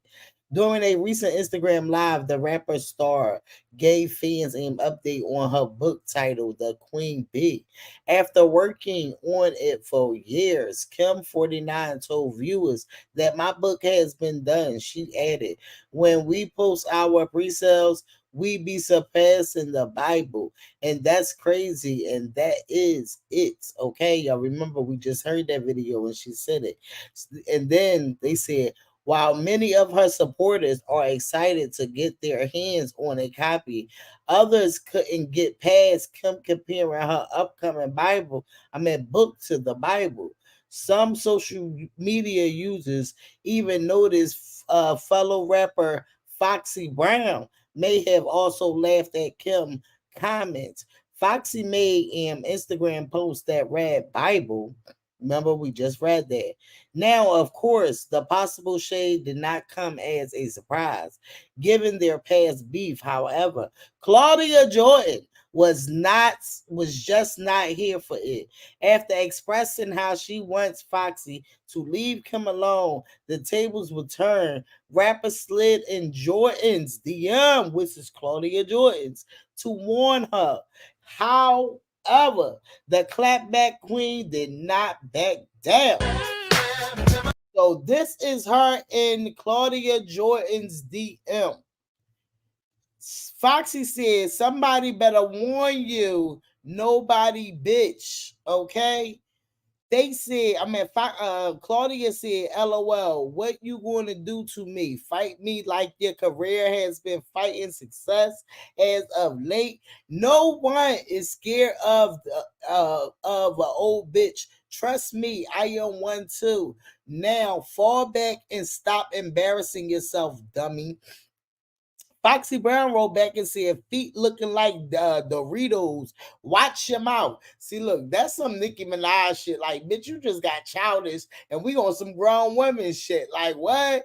Okay. So Claudia said, ain't you a former rap star that kept a missing side tooth? Girl, you wasting time fussing with people just cause they love him. Do better and floss, she said. Oh, and my toes are fixed, but when you're and Bridget, I'll wait.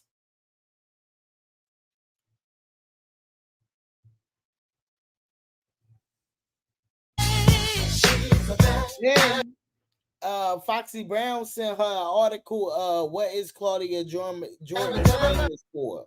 And the article says she is known for appearing as a model on the U.S. vision of Deals or No Deals, and the price is right. So basically, Foxy Brown was trying to say that she wasn't known for shit, okay?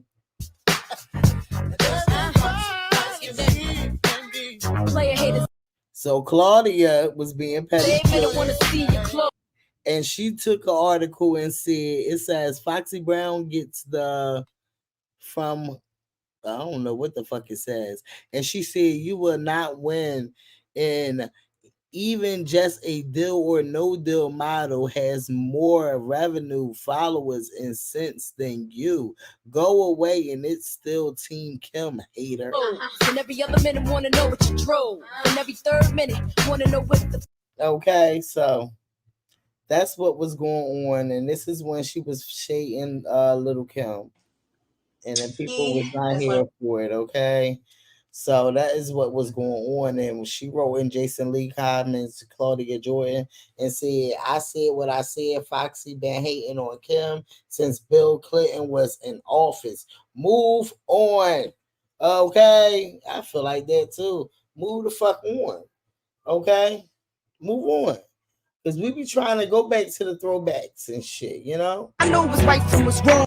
Little Kim dissed Foxy Brown based on true story and the reason why she fell off, okay? I know what's off from what's hard. I know a federal case from a publicity charge. Man, I fought tooth and nail to keep the punks out of jail, but hoes want to go to court for not paying for their nails. I know what's right from what's wrong. I know what's off from what's hard. I know a federal case.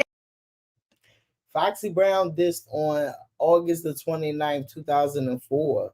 Brown attacked two manicures in Manhattan during a dispute over $20 bill that she refused to pay. With you. Yeah, give me my money, Foxy Brown. Give me my money. Give me my money. Give me my money, Foxy Brown. You owe me $900, Foxy Brown. Give me my money. This is going to all the blogs. Be with you. Yeah, give me my money, Foxy Brown. Foxy Brown get caught stealing $900 in hair weave. LOL.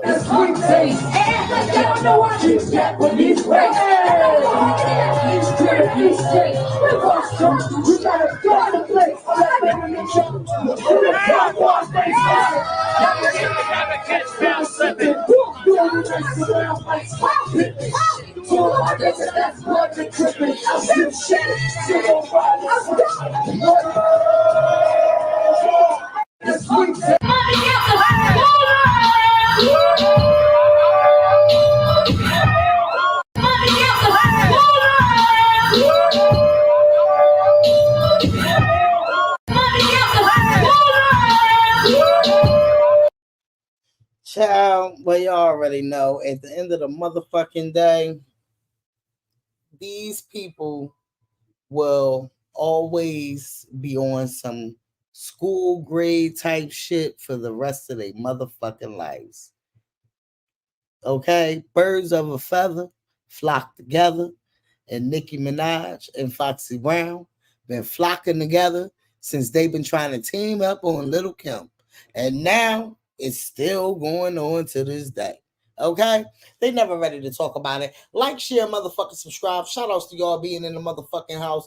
Understand this. Don't let these motherfucking pricks get y'all. Don't let them get y'all fired up, because y'all already know Cardi is what pays they fucking bills, because they have to make up shit to talk about our girl.